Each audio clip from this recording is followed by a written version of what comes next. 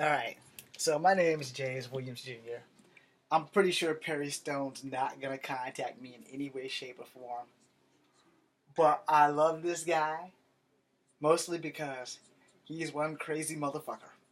All right. So he played something tonight about a lady stalking and her pushing the button. How gratuitously she didn't give a shit about blowing up people. And I'm thinking to myself, damn, as a vet in infantry, they told us that we would do things that would keep us from sleeping at night. And we sit here in a class in Fort Benning, Georgia, for like 12 hours learning about IEDs, claymores, grenades, rifles, how many rounds you got, how to switch your gun from semi to auto. And then they told us um, the things we would have to do to the enemy. They told me that I would have to go to countries where I would possibly have to kill children. And that shit's not funny. You know, when I hear shit like that, I think about this shit. This does not reflect you, Perry Stone. I'm gonna get back to you in a second. You know, when you sit there with your rifle in hand, your M4, and you're thinking, and we're being trained, and then the next day we're gonna go down range and we're gonna shoot shit. We're gonna clear a room. And to think, with what I heard with Perry Stone today, and this is the first thing I heard, what I heard from Perry Stone today, it kind of hurt me a little bit. Not from him, but from the lady. For our humanity is just like almost non-fucking existence. And it's not as easy to pull that trigger as people think. Because they was talking to us when I was in the army. They was telling us, look, man, you're going to go over there. You're going to be in a country where they don't like you. Where they will spit on you. Where they will throw acid on you. Where they will pull the pins on your grenade to make sure you and your unit is dead. And you need to be prepared for that shit. You need to know that it's one shot, one kill, or that's your ass that's dead. I had accepted that because I wasn't planning on leaving the Army in any way, shape, or form outside of retirement or body bag. And yes, there are days where I still wish I was in the Army because I got injured and didn't get to serve the way I wanted to. And had I not gotten injured, I wouldn't have came home. My ass would have been Army proud. I wouldn't have this long hair, but I would be Army proud. I'm still Army proud. I'm just not as Army proud as I would like to be. So later in the broadcast, I was taking my stepfather to the gym. It was a totally different segment. And Mr. Stone, I do love you. And you are a bad motherfucker. But with the new followers from Iran that he spoke of, it kind of threw me back a little bit. And I constantly suffer with PTSD. If you guys been watching my channel, I'm trying to find a publisher for my graphic novel that I dedicated to my two fathers and my ex-fiance.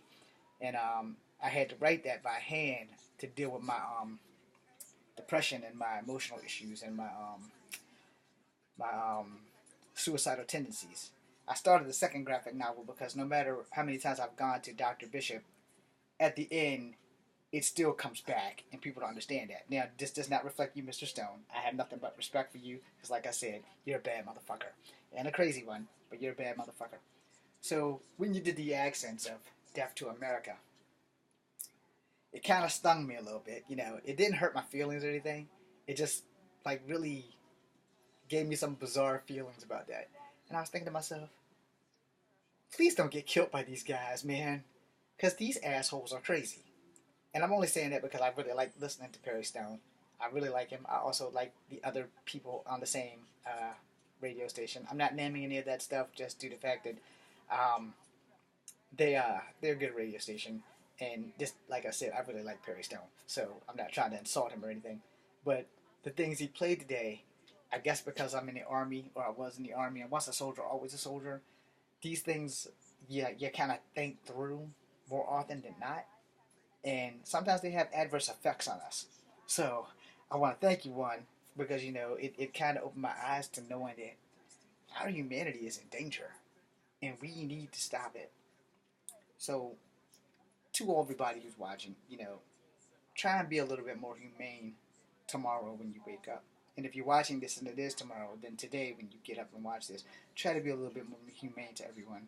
Thank your vets, because Veterans Day is once a year. And, I want to speak on this as I close out. there are not enough cities and stores in cities that actually let us utilize our military discount. So before I do that, I want to thank the following places that lets me use mine, because as a vet, that's important to me because I'm not really working like talking about it, and I don't have money, and I'm not getting a lot of money from the Army. I'm barely getting by what they got me, and it's hard to try and find a job that I can do because of my hip replacement. So I don't really, I'm not a people person, so I can't really be around a lot of people. I mean, when I make my indie films, I'm a people person because I'm acting and I'm happy. Well, my acting career is never taking off, so here we go. First, let me thank the Alamo Draft House because every time I've come there, they've treated me with the utmost respect and they've let me use my military discount. Let me thank the Racker Room because every Tuesday when I have money, I can buy shoes there because nowhere else I can afford shoes or let me use my military discounts. And the stores that do have the military discounts, like Foot Locker and them, I just can't afford their shoes. So that's that. And let me thank Lowe's because they let me use my military discount.